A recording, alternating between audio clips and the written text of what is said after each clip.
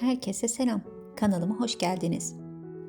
Bugün sizlere uzun süredir çiçek açmayan orkideleriniz için basit ama etkili bir yöntemden bahsedeceğim. Aynı zamanda orkide yaprak hastalıklarını nasıl çözebileceğinizi de göstereceğim. İki farklı yöntemle orkidelerinize ve evdeki diğer bitkilerinize uygulayacağınız gübremizin tarifine hazırsanız başlıyoruz. Bugün kullanacağımız malzememiz soğan. Soğan, yüksek antioksidan özelliği sayesinde hem insanlar hem de bitkiler üzerinde sayısız faydası olan bir sebze. Mor, kırmızı ya da sarı soğan kullanabilirsiniz, hiç fark etmez.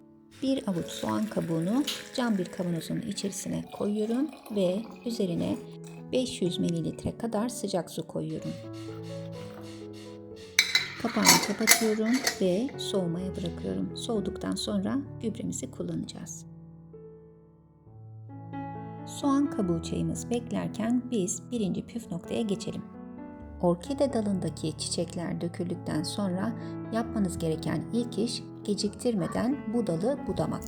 Burada dikkat etmeniz gereken boş boğumları kesmek, dolu boğumları bırakmak. Yani çiçeklerin üzerinde olup çiçekler döküldükten sonra boş kalan yerleri kesiyoruz.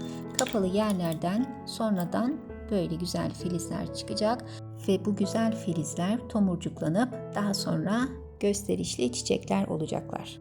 Soğumasını beklediğimiz soğan kabuğu suyumuz böyle güzel bir renk aldı. Tel bir süzgeç yardımıyla süzüyorum. Burada sadece soğan kabuğunun suyunu kullanacağız.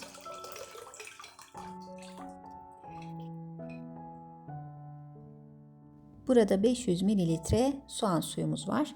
Üzerine 500 ml dinlenmiş oda sıcaklığında su ekliyorum. Yani gübreyi seyreltiyorum.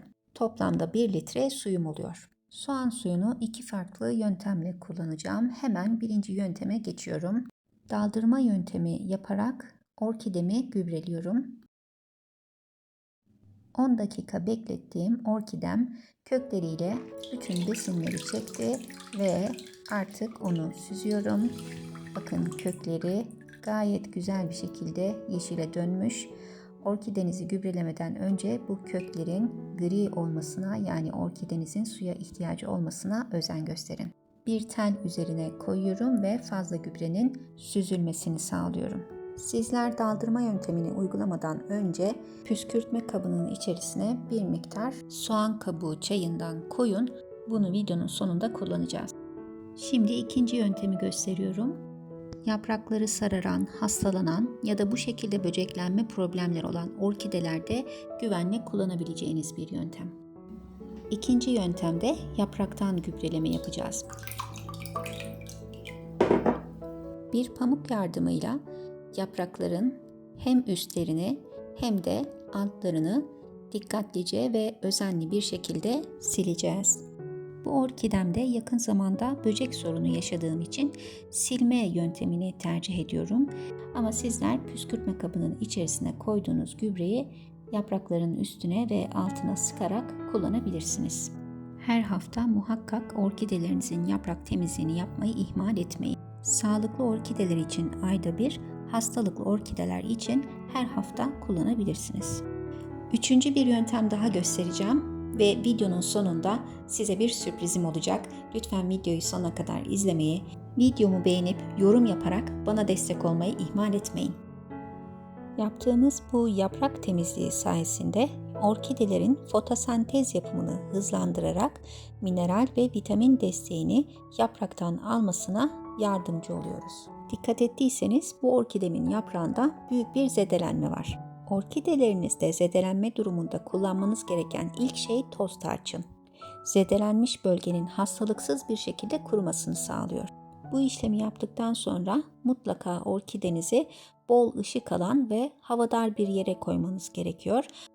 Ancak direkt güneş ışığı alan bir yer olmamalı, yoksa yapraklar yanar. Özellikle kış aylarında pencere önüne yerleştirdiğiniz orkidelerinizin yapraklarının cama değmemesine dikkat edin.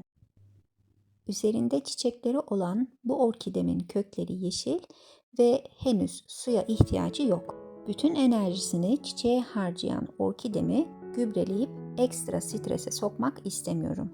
Ancak hazırlamış olduğum bu güzel gübreden de onu mahrum bırakmak istemiyorum. Yaprakları silerken gerçekten yavaş hareket etmek önemli ve nazikçe, acele etmeden yaprakların hem üstünü hem altını temizlemek çok önemli. Ben acı bir tecrübe yaşadım. Şimdi sizlere onu göstereceğim.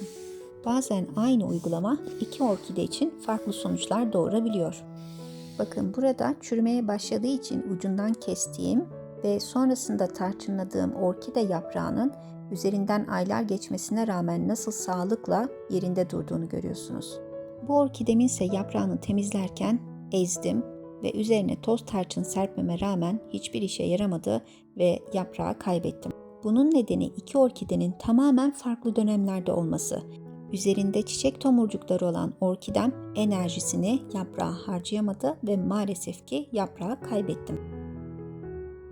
Bu orkidemin iki yaprağı sararmış görünüyor. Küçük olan yaprak zaten eskimiş bebek yaprak. Bunun sararıp kopmasında herhangi bir sorun görmüyorum. Ama diğer yaprak oldukça büyük ve dipten sararmış. Yakından baktığımda ise fark ettiğim 3 yerden çok iri köklerin yaprağı delerek geçmiş olması.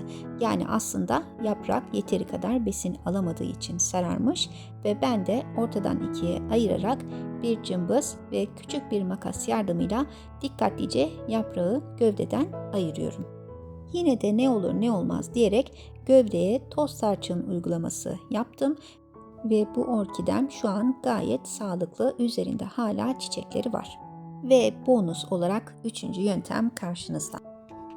Bu doğal soğan kabuğu spreyini sadece orkideleriniz için değil, kauçuk, monstera, paşa kılıcı, patos ve barış çiçeği gibi pek çok ev bitkisinde güvenle kullanabilirsiniz. Sadece dikkat etmeniz gereken sukulent ve kaktüslerde sprey yapılmıyor. Biri bebek, 2 çocuk ve 1 kediyle gerçekten zor şartlar altında çekim yapıyorum. Videomu buraya kadar izlediyseniz, videomu beğenerek ve kanalıma abone olarak, yorum yaparak bana destek olursanız çok sevinirim. Şimdi sizi eğlenceli bir sahneyle baş başa bırakıyorum.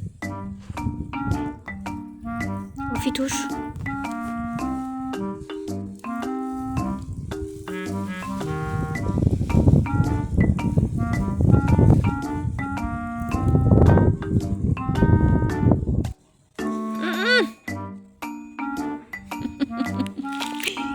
Ophelia, sana aşk olsun.